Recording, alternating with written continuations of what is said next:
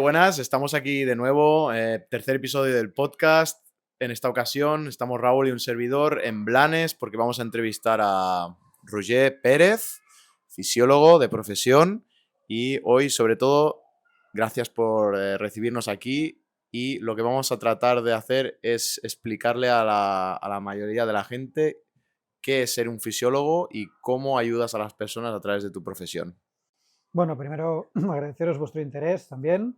Espero que sea el primero de muchos. Y nada, la fisiología al final lo que intenta estudiar o lo que estudia es el funcionamiento desde la unidad mínima, desde las células, para comprender luego sistemas más complejos, como pueden ser pues, tejidos, órganos o organismos completos como nosotros. Existe la fisiología más enfocada a plantas y animales, y existe la fisiología humana más enfocada pues, a la salud y al rendimiento deportivo, complementada con la nutrición, evidentemente, y otros muchos aspectos que iremos hablando, supongo. En relación a esto que comentas justo de la nutrición, de los pilares, ¿no?, que se pueden hablar así típicos que siempre salen en redes sociales y blogs y demás, que nutrición, entrenamiento, descanso, ¿está más ligada a la nutrición justo por esto que comentas? ¿O es un poco un conjunto de los tres? ¿Es la importancia de dos? ¿O con la nutrición la fisiología tiene ahí una relación muy, muy estrecha? Obviamente tiene una relación muy estrecha, pero hay que entender muchas veces lo que somos antes de aplicar cualquier estímulo externo. Yo siempre explico que el cuerpo humano es una máquina perfecta de responder al entorno. Si yo cambio un grado la temperatura de esta habitación, empiezan a variar marcadores sanguíneos, moleculares del cuerpo de los tres.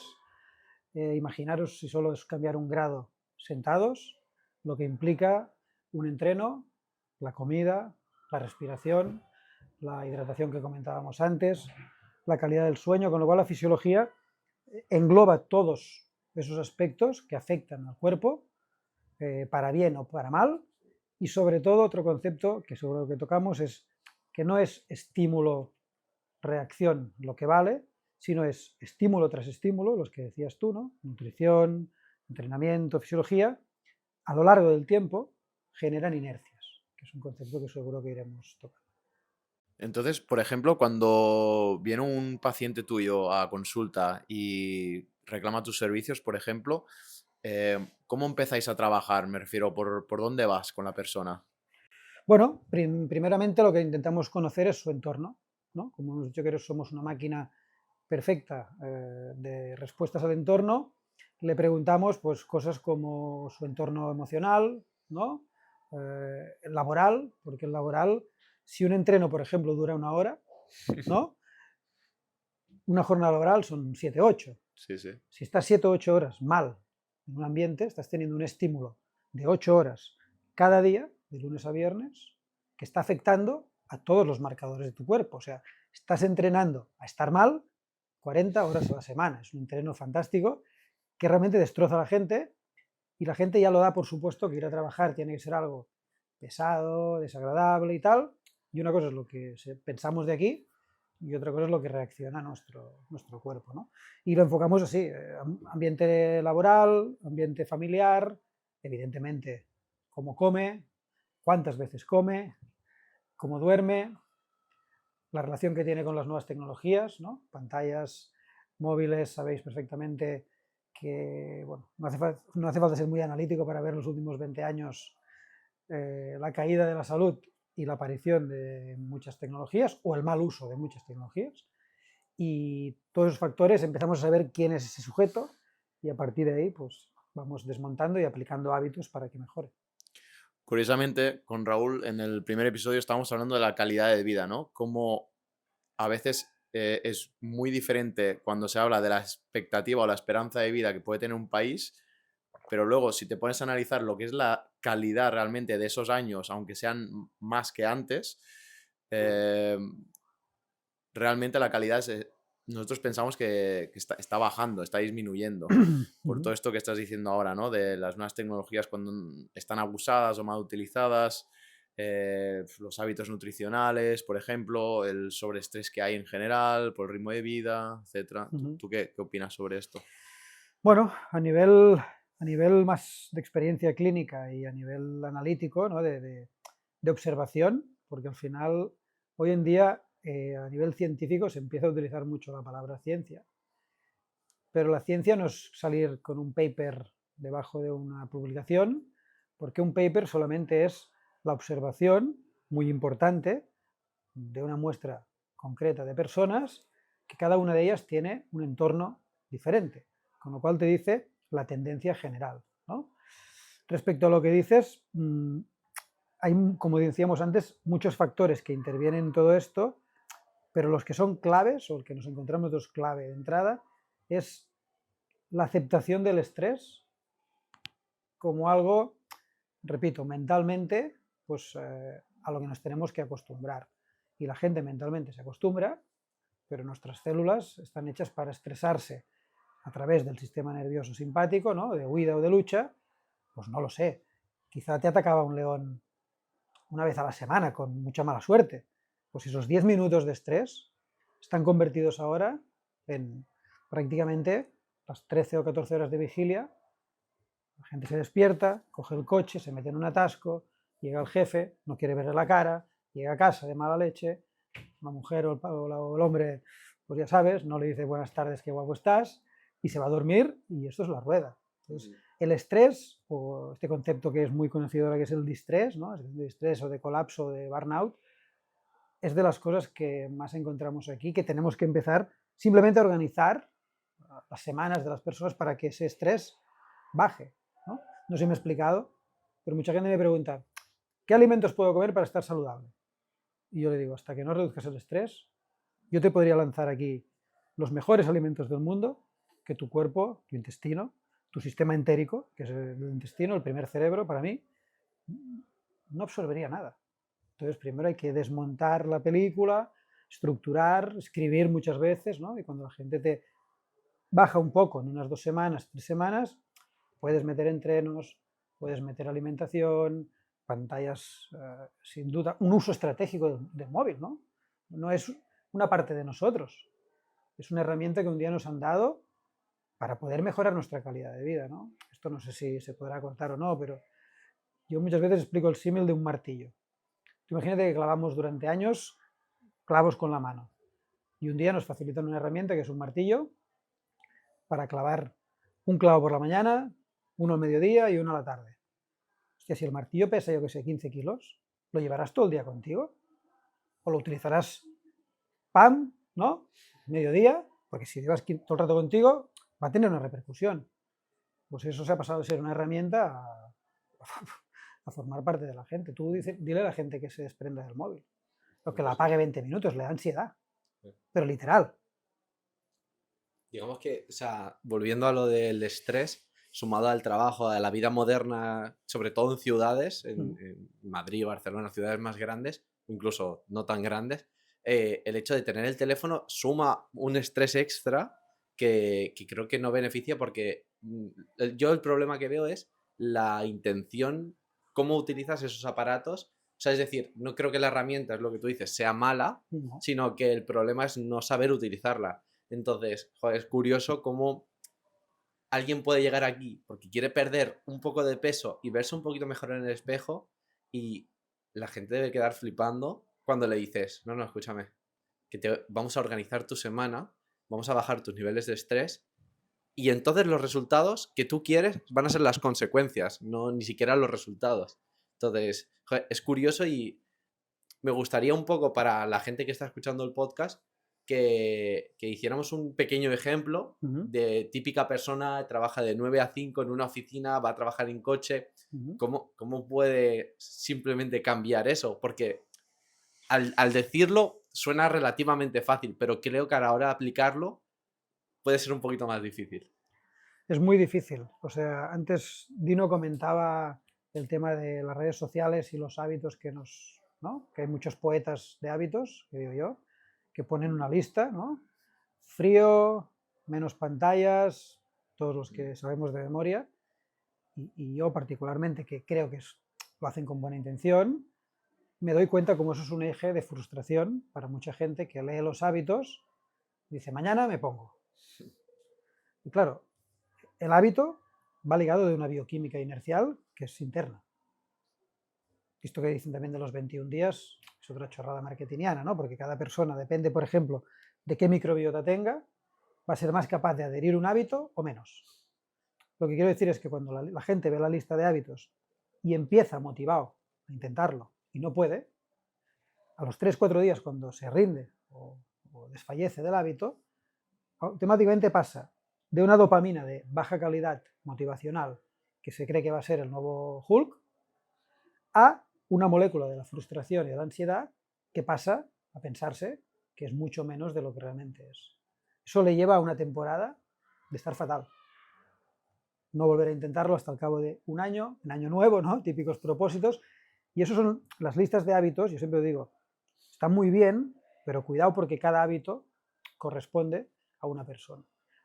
Referido a las nuevas tecnologías, es obvio que ninguno de nosotros hemos evolucionado para estar pegados ni posturalmente, ¿no? No postura, porque hay un mecanismo o una parte del cerebro que se llama ínsula de Ryle que está haciendo un mapping continuo de nuestra posición.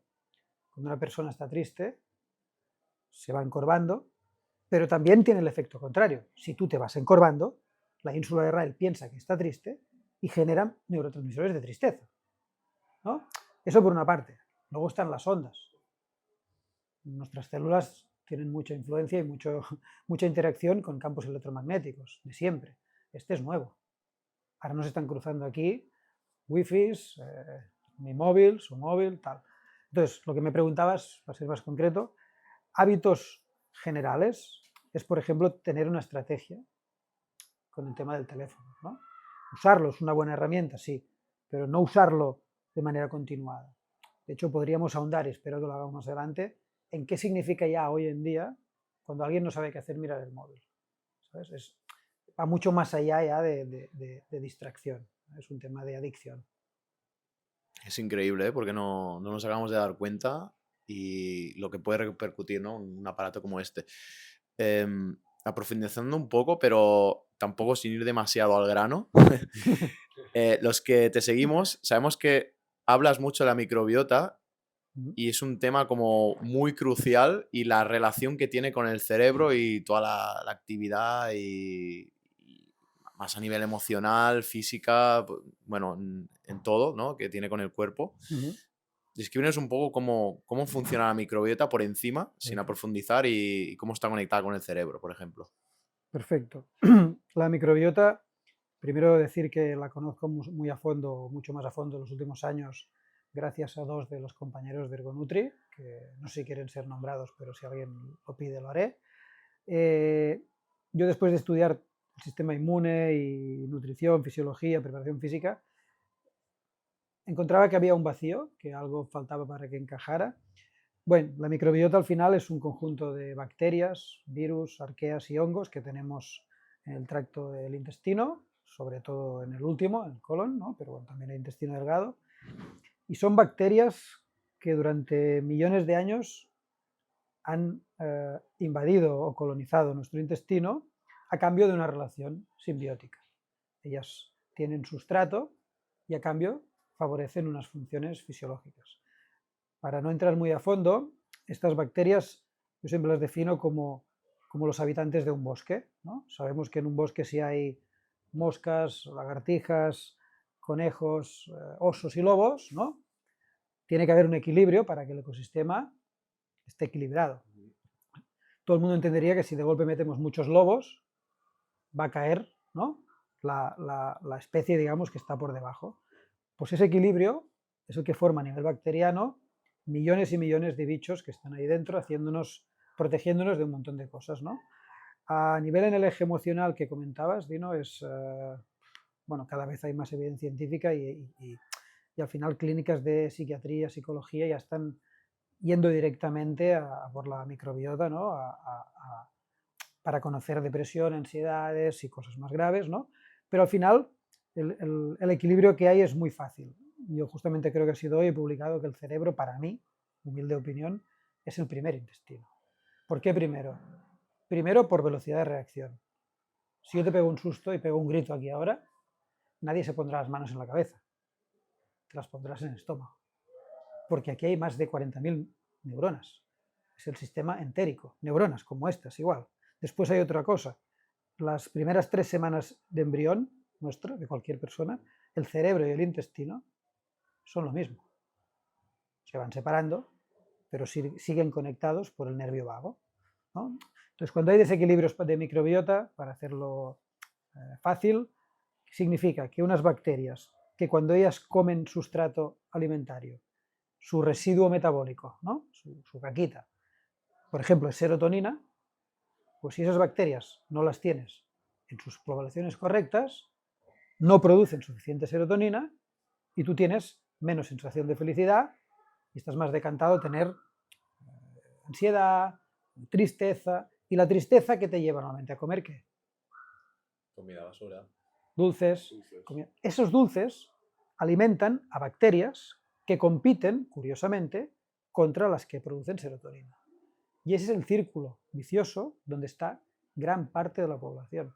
No, es muy difícil salir de ahí, porque tú estás triste, buscas una compensación en dulces o en distracción tecnológica, alimentas bacterias que compiten ahí dentro con las que son las buenas, entonces las buenas tienen menos capacidad y ya estás en el círculo. Luego viene la subida de peso, falta de energía, no hago ejercicio. Bueno, yo en este punto creo siempre en la autorresponsabilidad de cada persona. No creo que nadie tenga un interés en dañar a nadie, la verdad. Al final creo que cada uno monta la empresa de lo que puede, ¿no? y defiende sus intereses, ¿no? Eso es como la fruta, la verdura y la carne. Hay gente que dice que es buena, hay gente que dice que 5 al día y hay gente que dice que nunca. Y yo entiendo que el señor que vende carne promocione la venta de la carne porque tiene su familia, el que tiene un huerto pues tendrá que decir que se comen 5 o 25 frutas al día, ¿no? Y creo que lo haríamos todos, porque nosotros somos fanáticos del deporte, ¿no? Y quizá a veces damos mensajes de que queremos hacer, no sé, hay que hacer 3 horas al día de deporte, que es la verdad, mínimo 3 horas al día, para ser naturalmente como éramos en la evolución siempre, y muchos nos dirían, pero ¿por qué vendes 3 horas de deporte, Dino? Para meter gente, ¿no? En el club, o Roger, ¿por qué tanto cuidarse? Yo creo que al final la autorresponsabilidad y el autoconocimiento, sin duda, es la herramienta. No creo que ninguna empresa... No soy así de pensar. O sea, pienso que ese pensamiento, la gente que... Yo creo que se aprovechan tanto de una tendencia como de otra, ¿no? No creo en generalizaciones, sino en la autorresponsabilidad de cada uno y escoger un camino. Al final no creo en esas cosas. ¿No? Y por ejemplo, hablando de la microbiota, ¿qué pequeños pasitos puede empezar la gente a dar para mejorar su alimentación? Y ya no hablando de personas que comen mal y que ni siquiera son conscientes de que quieren mejorar, sino hablando ya de personas que están intentándolo, pero aún así pues creen que hacen bien las cosas, comen más o menos saludable, entrecomillado. ¿Qué cositas pueden empezar a hacer para mejorar esta relación, ¿no? De nuestro primer cerebro? Bueno, lo primero es, y no es interesado, pero es lo que acabamos de hablar, como para coger a una persona a día de hoy, ¿no? Día 19 de febrero, y empezar a cambiar la alimentación, tiene que saber analizar qué viene comiendo en los últimos 10 años. Porque si fuéramos un lienzo en blanco, yo podría decir, mira, este alimento, estos horarios, perfecto, porque todos somos un lienzo en blanco, pero en la alimentación intervienen roles familiares, tipo de trabajo, tipo de pareja que tengas, una pareja tranquila, una pareja de conflicto, lo cual sí que hay unas generalizaciones, ¿no? Que son, por ejemplo, trata de dejar descansar a tus bacterias, ¿no? Las bacterias están trabajando para ti y les gustan unos alimentos que sean naturales, ¿no? Alimentos, yo digo sí, productos no tanto, y después, esto que ahora se habla mucho del ayuno, ¿vale? Yo creo que es una herramienta, pero tampoco se puede generalizar porque hay gente que como le metas un ayuno de más horas de las que puede tolerar de manera por su pasado, ¿no? Le puedes generar una reactividad que en lugar de ser adaptativa, puede ser peor. A mí me viene gente que me dice, no, me he ido a no sé dónde y he hecho un ayuno de una semana, ahí con gongs y música. Y yo digo, ¿y a qué bacterias estás haciendo pasar hambre? Y me dice, ¿qué? Entonces dice, después del ayuno me encontré muy bien una semana, me adelgacé, pero después, hostia, me empezó a sentar mal la lactosa. A lo mejor le hiciste pasar hambre a una bacteria que se encarga de digerir la lactosa, te la has cargado y luego tomas el yogur que te sentaba bien y ya no te sienta bien. Te has vuelto menos tolerante a la lactosa por un ayuno, pues eso, que está bien, todo el tema, pero no es ayuno, es dejar descansar tu sistema digestivo. Yo creo que es la única, siendo fiel a lo que estudio, a lo que estudiamos en Ergonutri, es la única que todo el mundo le iría bien. Dejar pausas entre comida y comida, 4, 5, 6 horas, como mínimo, siempre. Y si después, poco a poco, vas viendo que puedes hacer 10 horas, hazlas. Si aprovechas la noche y haces 12 horas y te sientes bien, hazlas. Y luego podemos probar metabólicamente más cosas, se prueba, pero siempre en progresión. De menos a más. De menos a más. ¿Y por qué dices esto de que dejarle un espacio de tiempo a nuestro cuerpo sin ingesta puede ser bueno? O sea, ¿qué es lo que se beneficia a nuestro cuerpo al hacer este tipo de cosas? Porque claro, o sea, es beneficioso, pero ¿qué es lo que hace para que sea beneficioso? Bueno, esto es un mundo increíble. La pregunta que haces es muy bonita y la respuesta es un poco donde nos basamos nosotros para hacer toda nuestra filosofía de trabajo, ¿no? Es la evolución. La evolución es el mecanismo de selección más tajante y menos empático que ha habido. O te adaptabas o no estarás aquí como especie, punto. Entonces, entender que nos hemos desarrollado en un medio de escasez alimentaria, es tan fácil como estudiar un poco paleantropología, arqueología, ¿no? Maravillosos trabajos de gente que han hecho libros enteros de eso, y se sabe que nosotros teníamos la capacidad de no comer durante 1 o 2 días, unas horas igual, simplemente porque no había comida. Entonces el cuerpo dejó que siguieran sobreviviendo aquellos organismos que desarrollamos una capacidad, nosotros, que es la autofagia, que dice, hostia, este tío no encuentra sustrato, pero se tiene que seguir moviendo. ¿Qué voy a consumir? Pues consumía residuos o metabolitos tóxicos intracelulares, es decir, cosas que pueden generar problemas en la transcripción o la traducción de ADN, para darnos un poco más de energía, transformándolo en glucosa, para seguirnos moviendo hasta que encontráramos algo. Si nos despistábamos tanto, porque en una semana no encontrabas nada, pues chao pescado. No era suficiente hábil buscando alimento. Pero eso es la autofagia, que es el autoconsumo, autofagia es autoconsumo, de sustratos de obtención de energía con sustratos tóxicos del cuerpo. Si es que somos un organismo maravilloso y a mí la gente muchas veces pasa eso, ¿no? Que mi pasión es, entiende lo que eres. Eres algo mucho más complejo que la tecnología más punta que te imagines del planeta. Eso es un punto que siempre, que en charlas y tal, siempre lo digo.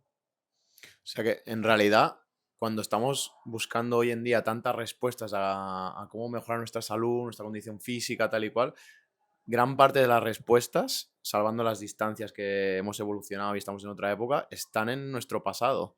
Fijándonos en quizás, no sé, 200, 300 años atrás, no hace falta ir tampoco tan lejos. Totalmente. Y si me permites, te diré una opinión, pero es una opinión leída y científica.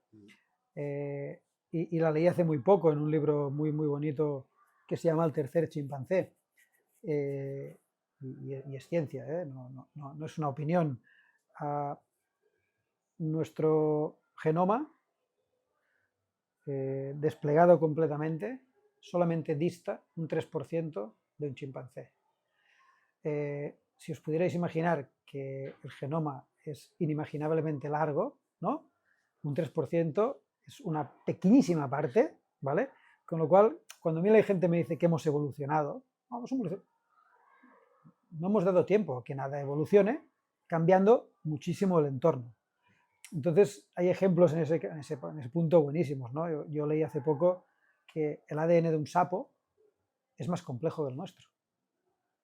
Entonces, nos pensamos que somos aquí la especie somos muy parecidos a un chimpancé, pero muy parecidos, tanto que solo un 2% dista, y en cambio nuestros hábitos de vida no tienen nada que ver. Vemos un chimpancé en un zoo y lo vemos como si fuera, pues no sé, un animal muy distante a nosotros, y somos prácticamente iguales. Cambia el lenguaje, y del lenguaje cambian mecanismos cerebrales que hoy no tocaremos aquí, pero que es lo único que nos diferencia en realidad. Por tanto, los hábitos ancestrales que dices, Dino, sin duda, por lo menos se acercan más a nuestra biología. Y tú, cuando a la biología le das lo que le pertenece, tiende a qué? A la vida, ¿no? Yo muchas veces pongo un ejemplo en consulta y también en algunas charlas de un cerezo, ¿no? Imagínate que acabamos el podcast y yo os digo, hostia, encantado de conoceros, de trabajar con vosotros. El año que viene os regalaré cerezas. Voy a plantar un cerezo en mi casa y os voy a dar cerezas. Y os digo, lo voy a comprar ahora, voy a plantar el cerezo boca abajo, lo voy a regar con alcohol y le voy a dar pocas horas de luz. Os estáis riendo. ¿Qué me diréis? En principio. Igual en vez de cerezas sale otra cosa del ¿No? árbol. Y yo os digo, no, que el año que viene os prometo cerezas. Pensaréis, bueno, este tío está, cuanto menos, no está muy fino. Pero lo fuerte es que yo vengo el año que viene y os digo, hostia, el cabrón del cerezo es que no me ha dado cerezas. Cuando lo he puesto boca abajo, lo he regado con alcohol y no le he dado luz solar, ¿no? Entonces me diréis, perdona, este tío no se entera. Pues el ser humano está haciendo con los hábitos que son biológicamente suyos lo contrario. Y luego dices, me encuentro cansado, no, me duele la rodilla, no entiendo. Pues igual que el cerezo, igual que el cerezo. Claro, es por ejemplo, ¿no? Que por comodidad, también es una gran cosa, ¿no? Que buscamos mucho la comodidad últimamente. Y incluso hasta la tecnología se está creando para que estemos más cómodos y que incluso trabajemos menos a nivel mental, por ejemplo. Pues sí que es verdad esto que dices tú ahora, que lo intentamos hacer como todo al revés, ¿no? Nos duchamos siempre con agua caliente, porque es más cómodo y te sientes mejor aparentemente. Luego, por ejemplo, en vez de entrenar fuera y que te dé el sol y estés en contacto con la naturaleza o incluso descalzo, pues no, siempre calzado y siempre en interior. Y un gran etcétera, ¿no? De cosas. Exacto. Todos los hábitos que has nombrado tú son cosas que pertenecen a nuestra naturaleza. El tema de ir descalzo, por ejemplo, que genera menos controversia, ¿no? Una de las zonas más irrigadas de nervios del cuerpo humano, si no la que más, solo en mujeres hay una parte más irrigada a nivel nervioso, son los pies. Y los nervios, todos acaban o empiezan ¿dónde? Pueden empezar en el pie, pero ¿hasta dónde están conectados? Hasta arriba. Entonces, ¿alguien podría relacionar la pérdida de memoria con la inactivación de los nervios de los pies que han andado durante millones de años tocando superficies irregulares, cambios de temperatura, piedras? Si los separamos siempre del suelo con una, ¿no? Una zapatilla, con no sé qué, pues esos nervios, lo que no se usa en biología, se atrofia. Pues puede ser la relación, pues, seguro, y de hecho hay muchos estudios que así lo dicen, ¿no? O que por ello están investigando, o sea que todo lo que es normalmente ancestral, hoy en día se entiende como incómodo, pero nuestros genes responden mejor a lo incómodo que a la comodidad. Eso, bueno, quien plantee eso, pues bueno, se podrá discutir todo, pero creo que de fisiología no entiende mucho. Sí, no, es como lo que comentaba Dino del tema de las duchas de agua fría, que ahora está muy, muy, muy, muy de moda y la gente está muy, muy enganchada. Y en mi opinión, creo que la gente se vuelve un poco loca y empieza a hacer locuras en este tipo de cosas. Como por ejemplo, el sol puede ser muy bueno, pero si tú te tiras en agosto 6 horas debajo del sol, no lo sé si será lo mismo igual de bueno. Creo que la vara de medir de la gente estamos muy polarizados, porque también estamos tendiendo a todo eso, redes sociales y con un montón de cosas, ¿no? De opiniones, política, o sea, siempre es todo muy polarizado y creo que muchas veces la realidad está más en un blanco de grises y un punto intermedio que no en eso. En relación a los baños de agua fría, y todo el mundo que está metiéndose en este mundo como un reto y no como algo beneficioso para su salud, ¿cómo podría afrontar las personas hacer este tipo de estrategias, ya sea un ayuno, ya sea un baño de agua fría, ya sea tener una luz menos azul y más cálida, más rojiza, pues exponiéndose al atardecer, al amanecer. ¿Cómo podía integrar eso en su vida de manera progresiva, entendiendo que ha empezado ya a hacer un poquito lo que tú comentabas antes, a organizar su vida para tener menos estrés, eso de inicio, y cuidando un poco su alimentación? ¿Cómo introducirías a esas personas en estas cosas? Pues mira, las que has nombrado forman parte una vez más de cosas ancestrales. Están prácticamente todas en las listas de hábitos mágicos, ¿no? Los libros. Pero es que de verdad, por respeto a lo que nos dedicamos, solo puedo decir que cada persona va a responder. Por ejemplo, con el tema del frío hay gente que responde muy bien y hay gente que su cuerpo le manifiesta que le es incómodo, pero no incómodo por no aguantar el frío, sino que en ese punto de su vida es un factor de estrés y le genera pues una pequeña urticaria, ¿no? Yo conozco gente y no poca que el frío no es que el frío le genere eso, sino es que en ese momento de su vida, por el resto del puzzle que tiene a su alrededor, ese componente frío no es la pieza del puzzle que le toca. Por eso analizamos a las personas en su momento de vida y vemos qué hábito en su momento puede entrar y luego dentro del hábito, como quieras meter, es que a nadie se le ocurriría no haber hecho nunca una sentadilla, ¿no? Y luego y meterse bajo una barra de 120 kilos, ¿verdad que no? Claro. A nadie. Eso es lo que le pasa un poco a la gente con el tema del frío, ¿no? Que Claro. ahora de golpe quieren estar 366 días metiéndose en frío y no en frío progresivo, no. En bañeras con hielo a 2-3 grados, cuando se duchan siempre con agua calentita, pero como el influencer de turno ha hecho eso, claro, por eso digo que es muy importante y creo que hoy tenemos la persona adecuada, ¿no? Para poder decirle a la gente: calma, haz las cosas progresivas, ni hábitos de 21 días ni nada, sino progresivo, y que a lo mejor no es tu momento, tampoco te frustres por meterte en el agua y decir, no soy capaz, y como ya todo el mundo está haciéndolo, yo no soy capaz, soy un inútil, y eso está generando más estrés acumulado en toda tu vida. Totalmente. Entonces la gente, yo creo que ahí se equivoca, pero por falta de información y porque las redes generan ese problema, ¿no? Confusión, exacto. Sí.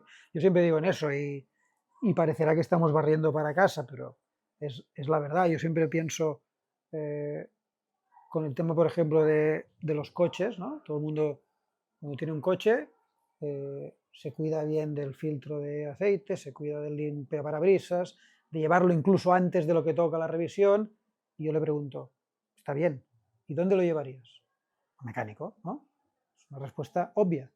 Pero cuando la gente tiene que tratarse a sí misma con alimentos, entrenamiento, estímulos de frío o de estrés, bueno, ya me lo gestiono yo, ¿no? Es hacer la propia receta de un influencer, como dices tú, o de lo que le ha ido bien al vecino y al otro, y eso no funciona así. Es como si llevaras el coche, bueno, hoy lo voy a llevar a un albañil y mañana voy a llevar el coche a mí. Yo te toco el coche y te lo destrozo, porque no tengo ni idea. Y lo que tenemos mucho cuidado con cosas, materiales, coches, móvil, ¿no? La gente lleva una pantalla protectora, una para los golpes, limpiándolo. En cambio, el mecanismo, lo he dicho antes, mejor diseñado que existe, somos nosotros. Y la gente no sabe, no nos enseñan a cuidarnos. Yo creo que en parte eso ocurre porque, como el cuerpo, es lo que tú decías antes, tiene una habilidad, la mejor habilidad que yo conozco, que es adaptarse. Notamos los cambios malos o buenos de manera muy progresiva. Entonces, tú al final te chocas con el coche y se te revienta y se te destroza al instante. Con el teléfono se te cae, se te parte la pantalla y se te rompe al instante. Si nosotros bebiéramos un poco de alcohol o comieras comida basura o hicieras algo que no tienes que hacer, que tenga sentido evolutivo, y te pasara algo al instante, estarías cagado, no volverías a hacerlo nunca. Y es como entre una bendición y una maldición el hecho de que el cuerpo sea que se adapte tan bien al entorno y al medio, y joder, asusta porque la gente hasta que no tiene cáncer de pulmón no asocia a que lleva 30 años fumando cigarros. Y no, pero eso no es de los cigarros, y es como... Sí. O con el tema de la obesidad incluso, ¿no? También. Hipócrates, que es uno de los primeros médicos reconocidos, ¿no?, del siglo II-III antes de Cristo, decía que la enfermedad no es ni más ni menos que la repetición suficiente de un hábito malo hasta que el cuerpo no puede aguantar y se manifiesta. Es decir, nos da la oportunidad de rectificar, ¿no? No es un crash, sino tú te metes un día pues alcohol, ¿no?, que a nivel estricto es una molécula venenosa, a priori, por eso te da lo que te da en la cabeza, y tu cuerpo se adapta. ¿Cómo se adapta? ¿Qué te está diciendo cuando estás resacoso? Que le has dado en toda la línea de flotación. La gente se ríe. Hostia, estoy resacoso. Tu hígado no se está riendo ese día, porque ha visto, tu cuerpo ha visto como tú solo has cogido un vaso y tú solo te has envenenado. Desde la perspectiva evolutiva, que estamos hechos para sobrevivir, es lo contrario a la evolución, ¿no? Tú podías envenenar a otro, pues yo qué sé, para comértelo, ¿no?, o para robarle un territorio, si eras malo, pero que tu cuerpo vea que te envenenas a ti mismo y eso te hace gracia, vale, a nivel social está bien, y no digo que no se pueda hacer y que se tiene que hacer y todos lo hacemos, pero hay que entender lo que significa para, quizá no hace falta cada fin de semana, porque si lo haces cada fin de semana, tu cuerpo irá sumando y apuntando cada una de las veces que has envenenado y determinará, como pueda, la consecuencia. A mí me hace gracia, por ejemplo, aquí en España he escuchado mucho, sobre todo en gente un poco más mayor, la frase esa de que una copa de vino al día es, o sea, no que no esté mal, sino que es hasta bueno para el corazón y no sé qué hostias. Y claro, yo alucino porque como más descubro y más conozco, más veo que eso no es así. No sé qué opinión tienes de eso. Bueno, la opinión que he dicho antes, que a nivel social está súper bien tomarse una, ¿no?, una copa o 2 copas de vino, no más faltaría. De hecho, el vino nos acompaña históricamente desde hace muchos años y yo mismo, si tengo que tomar una copa de vino, me la tomaré, pero de manera reincidente o, como dices tú, ¿no?, que sea saludable tomar periódicamente vino, es que no hace falta contestar. Que es mejor que otros alcoholes, sin duda, ¿no?, y que si lo tomas con prudencia no pasa nada por el vino. No pasa nada, porque, por ejemplo, el tema del vino, mucha gente me lo dice, ¿no?, en consulta, ¿me quitarás el vino? No, no te quitaré nada. ¿Cuál es el hábito?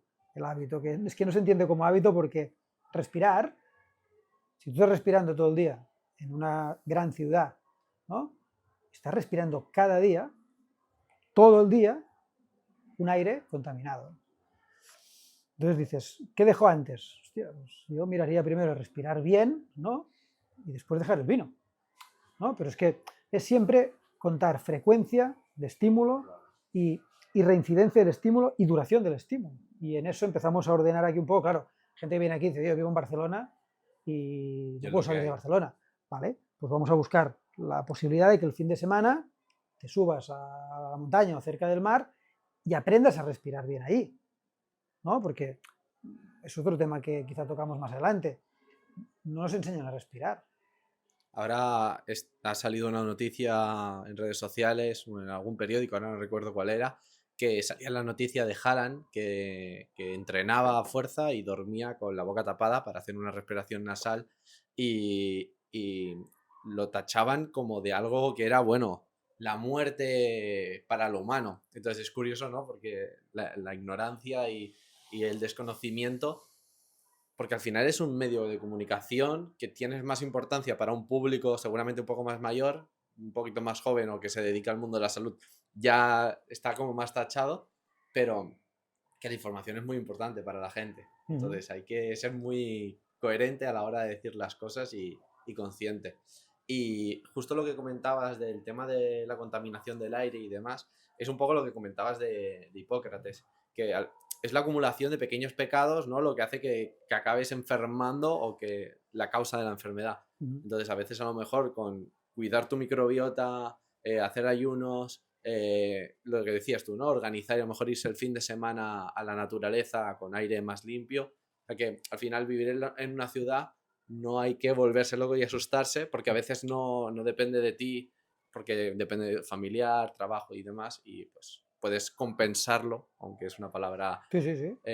justa a lo mejor, de otras maneras, cuidando muchas otras cosas y teniendo una muy buena calidad de vida.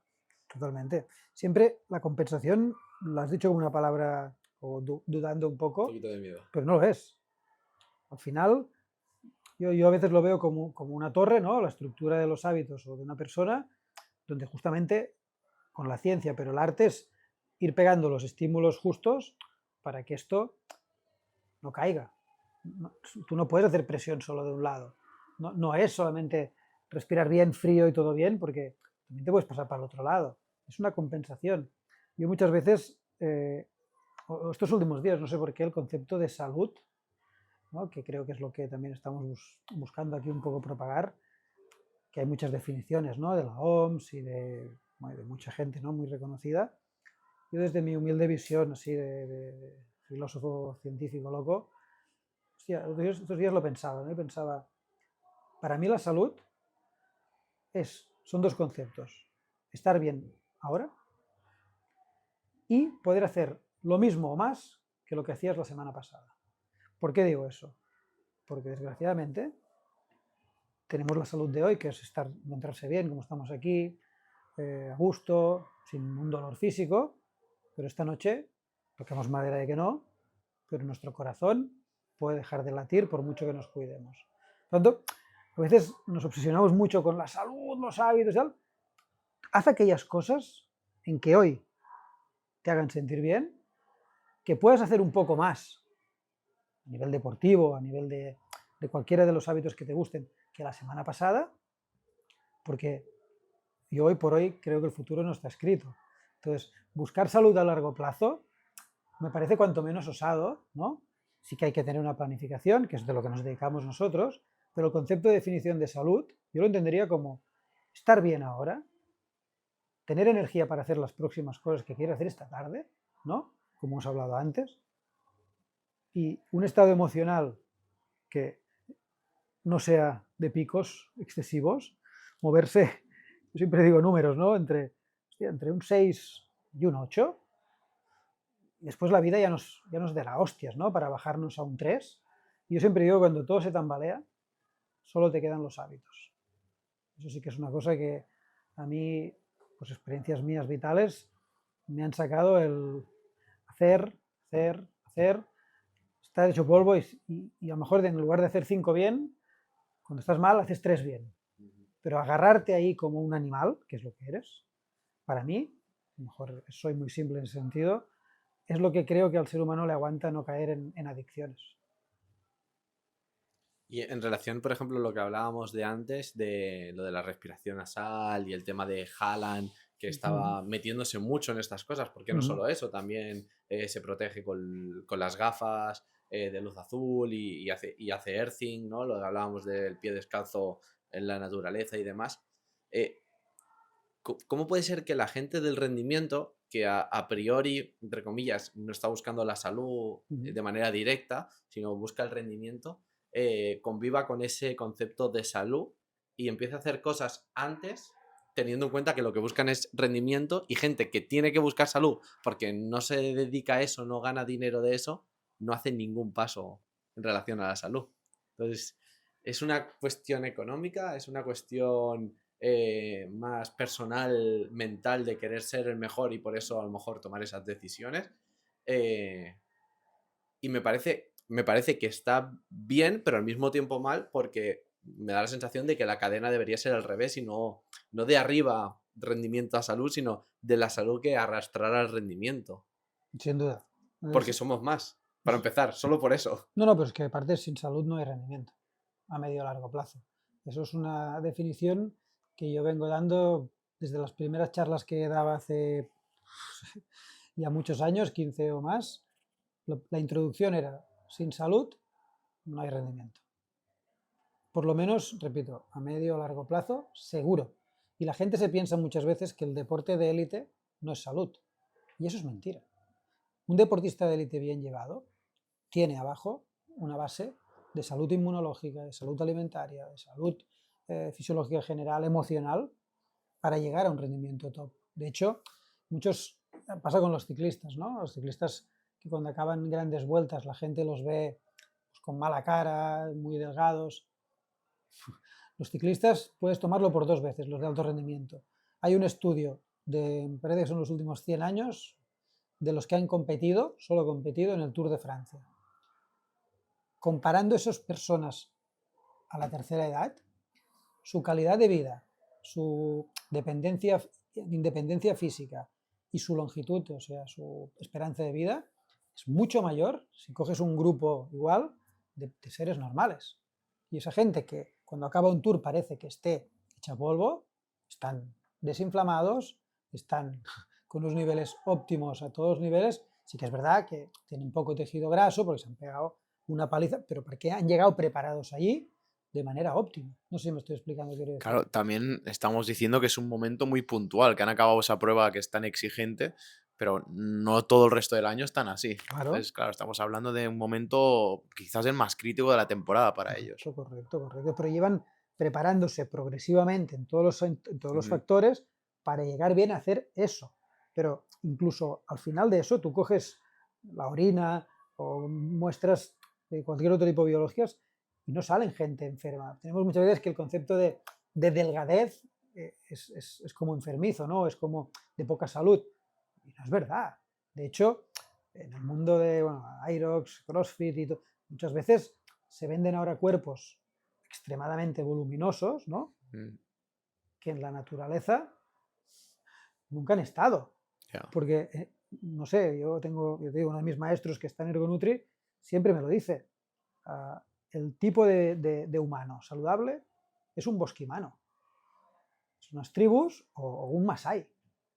De hecho, gente, por ejemplo, que hace culturismo, me he ido un poco al extremo ahora, no los ves con una longevidad muy, muy esperanzadora. Yo nunca he trabajado en el tema del culturismo, no lo conozco y pero a nivel funcional no me gusta porque ahora hay mucha gente que hace entreno funcional y a mí me es un concepto un poco raro como fisiólogo, igual que la gimnasia de mantenimiento. Yo digo, de hecho lo quería publicar estos días, ¿no? Digo, la gimnasia de mantenimiento no existe a no ser que quitemos el factor tiempo. En el momento en que hay el factor tiempo, tú no puedes mantenerte igual. Claro. O vas a mejor y el tiempo ya se encarga de ponerte en tu sitio, Sí. o vas a peor. Sí. Mucha gente, ¿no? Muchos entrenadores, gimnasia de mantenimiento y hacen ahí pues, unas pesas rosas, ¿no? Sean hombres o mujeres, eso no sirve para nada. No. Estás intercambiando calorías en esa clase que vas a recuperar cuando cenes. No hay apenas estrés para el organismo. No hay estímulo suficiente como para que lo haya una adaptación, ¿no? Y eso es lo que, bueno, es la línea que trabajamos siempre nosotros. Me parece muy curioso justo esto que estabais hablando del entrenamiento funcional, ¿no? Porque creo que queda corto, porque ¿qué es funcional?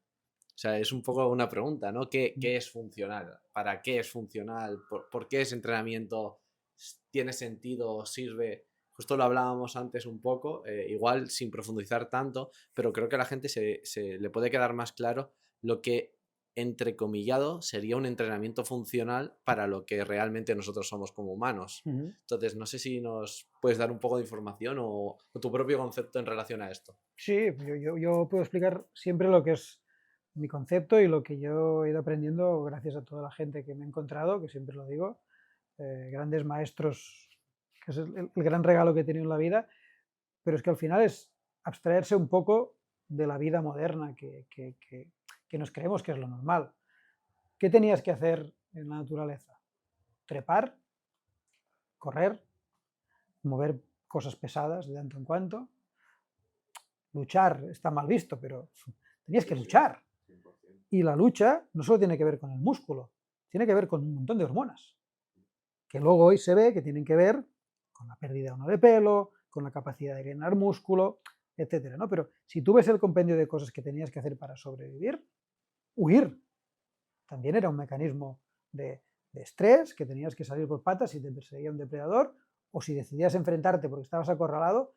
Esas cosas no venían dadas con todo el respeto, y para un público muy específico puede servir, ¿no? En sentarse en una máquina guiada en la cual hay un patrón de movimiento hecho, ¿no? Hoy lo hablaba con una paciente, que le decía, coge una goma, trabajo de goma, una goma elástica, y muévela a toda velocidad, ¿no? A ver qué pasa. Y ella me decía, ya, pero el codo, ¿a qué ángulo le pongo? Y yo digo, yo qué sé. Tú, si te viene una persona por detrás y te coge, te la quitarás con un codazo. y podrás pegar el codazo si es más alta aquí, aquí o aquí, depende. Si solo entrenas un patrón de movimiento, si haces aquí te vas a romper el hombro y la persona, si no tiene buena intención, se va a salir con la tuya y tú, caput. Y la gente dice, pero ¿por qué te preparas para si te cogen por detrás? No, yo no me preparo para eso. Nuestro cuerpo ha evolucionado para estos estímulos de lucha, de huida, de trepar a un árbol a toda leche, descalzo. Y entonces la gente dice, ¿qué es lo normal y a lo que nuestros genes responden bien? A eso. Nuestros cuerpos no responden bien a ir sentados en un coche. De hecho, esta postura, mucha gente lo estudia. 1 hora y media sentados como estamos quietos, se empiezan a ver en sangre algunos marcadores proinflamatorios. Esta postura, si observáramos la cadera, esto lo fisioterapias o fisioterapeutas, más especialistas, te lo dirán, osteópatas te lo dirán, nuestra cadera aquí está súper incómoda y la gente se pasa horas sentada.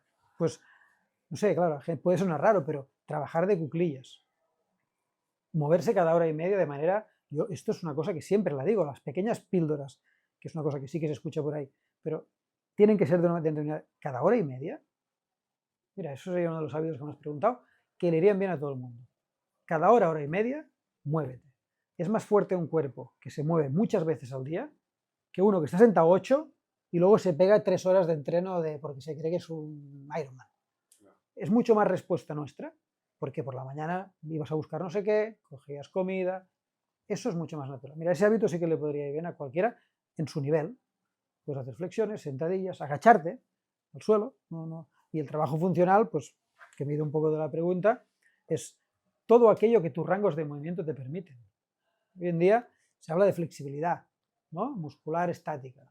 Hostia, si se supiera realmente lo que significa un estiramiento estático, que entraremos otro día ahí, yo creo que la gente dejaría de hacerlos. Sí, sí, es un gran tema este y sí, lo vamos a coger sin duda. Antes de cerrar, nos gustaría darte la oportunidad de que pudieras explicar un poco en qué consiste Ergonutri, tu empresa. Si quieres explicar un poco con quién trabajas y cómo desarrollas vuestros conceptos y cómo te podrían encontrar también. Pues gracias. Bueno, más que explicarlo, más que un trabajo, yo siempre lo defino como una pasión y una suerte. Agradezco mucho que nos dejéis la oportunidad de explicaros, ¿no? Pero nos pueden encontrar por internet, en www.ergonutri.com y en varias redes sociales, ya supongo que lo pondréis por ahí y tal, pero sí que quiero dejar claro que lo que sí que no hacemos es vender nada. Nosotros tratamos de dar una caja de herramientas, ¿no? A nivel de conocimiento a la gente, para que la persona cuando haya hecho un camino con nosotros haya aprendido cómo él o ella debe entrenar, cómo él o ella debe comer, cómo él o ella debe dormir y que al cabo de un tiempo sepa que la herramienta 1 le sirve para esto, la 2 para esto, la 3 para esto, y de aquí se construya un tipo de vida, ¿no? Nosotros siempre decimos que, y es así, la gente que nos llega aquí a Ergonutri, sea por donde sea las vías, ¿no? Que boca a boca, internet, siempre viene con un nivel de conciencia de que si mira atrás no está haciendo bien las cosas, ¿no? Pero claro, si a mí viene alguien aquí y se piensa que está haciendo bien cualquier cosa, o espera que le haga una dieta pesándole alimentos, no viene nadie. Porque, como hemos dicho al principio, empezaremos a ver estrés, entorno. Entonces, gente despierta que quiera vivir, yo siempre digo una cosa que me encanta y que creo que es lo más bonito que yo puedo hacer, que es regalar conocimiento, es regalar libertad, ¿no? Y en el sentido último del ser humano, algunos de nosotros que lo estudiamos en profundidad porque tenemos más tiempo, sabemos, y estoy convencido, que el ser humano tiene un potencial mental, emocional, de conexión con la naturaleza y obviamente físico, que está más de un 50 por encima del que la mayoría de la gente prueba en su vida. Y por lo que sabemos hay una vida.